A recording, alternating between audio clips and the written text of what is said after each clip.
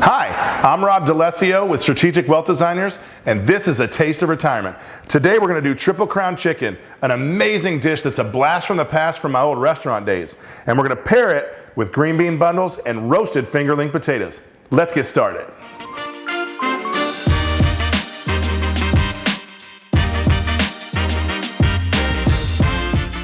First, we're going to start with the fingerling potatoes and the green bean bundles. And so fingerling potatoes, they're named for what they are because they resemble fingers. But what you want to do is you want to slice them long ways. And you don't want to do this too early because potatoes, they can actually brown up on you if you let them sit out in the air too long. So just slice them long ways. And then what we're going to do is we're going to toss them with some olive oil. So you just want to coat lightly, and we're going to toss them a little bit. And then you take some fresh rosemary, and what you do is you take the sprig and you go against the grain, and it'll actually take them off of the stem for you. And then what you want to do is you want to chop it up, and you want to leave as little of the stem as possible because obviously it's got a real woody taste to it, and that won't taste any good. So we'll do pepper.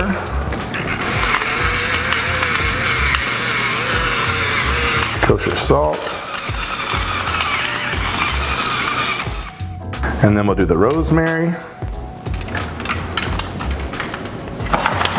And you just want to mix it around a little bit, just so you can get a nice light coat on all of the potatoes. And then what we're going to do is put it in the oven.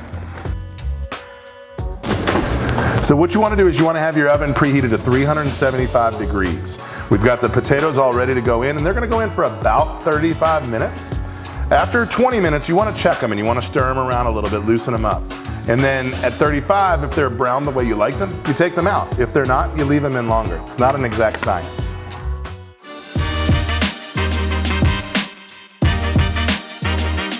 Next, we're going to do the green bean bundles. They're really fun to make and they look really, really cool and they taste delicious.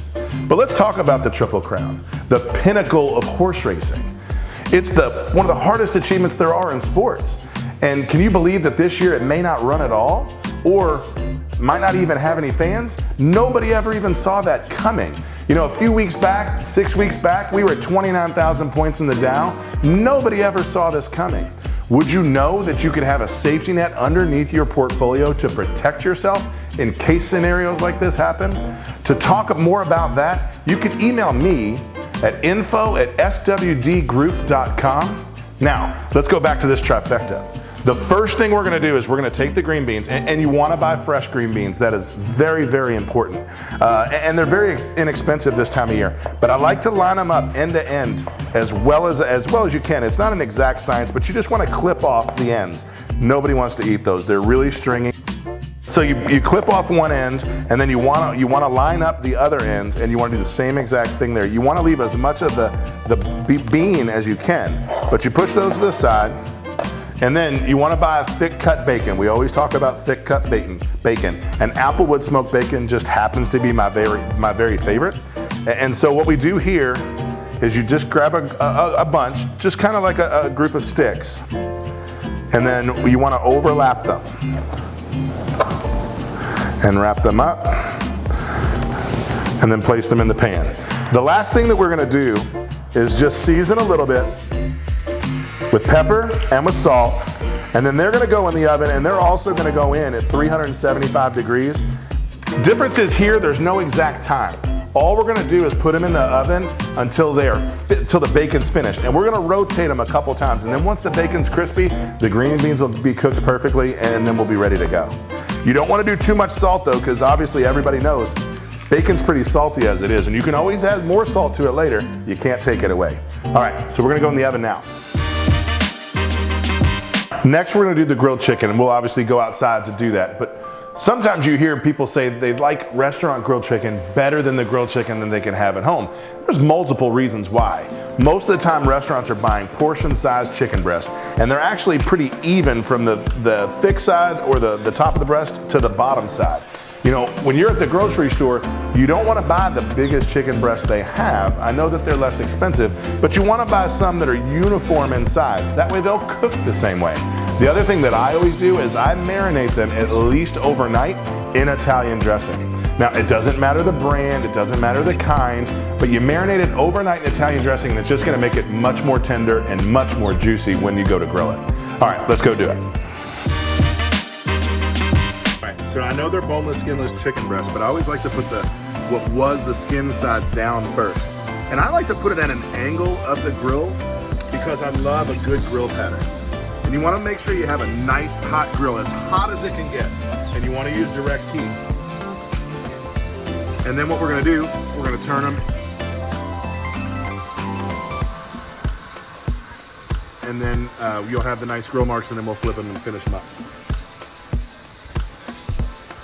All right, so what we're gonna do now is we're gonna flip it and we should have some nice grill marks on the top side.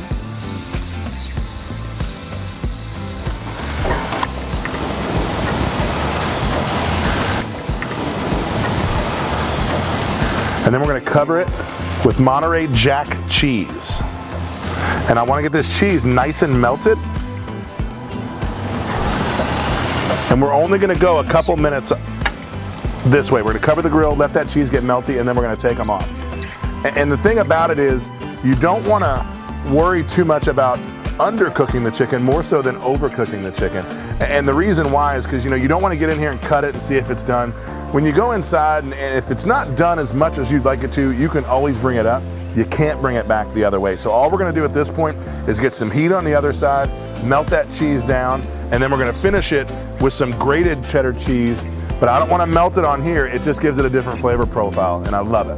All right, so the cheese is melted and looks really, really happy. So what we're gonna do is we're gonna just take it off the grill. And then like I said before, we wanna cover it with the shredded cheddar cheese. So like I said before, I don't want to melt the cheddar.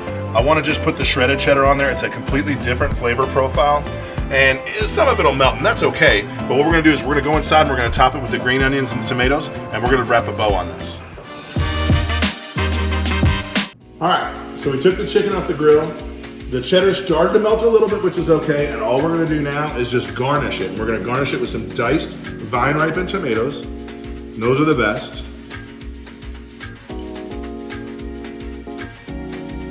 And listen, if you don't like tomatoes, you don't have to eat it. I'm just telling you, it's better that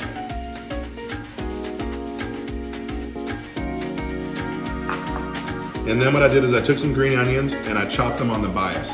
And we've talked about it before, chopping it on the bias is basically just cutting it at an angle. It gives you a little bit more surface coverage, just a better presentation.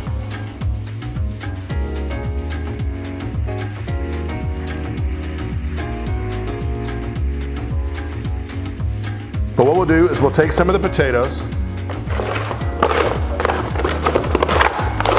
and hopefully you've got a nice golden brown on them.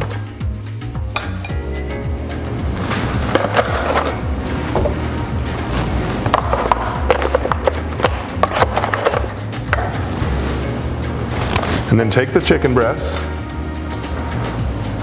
And I always like to make the plate appearance look as nice as possible.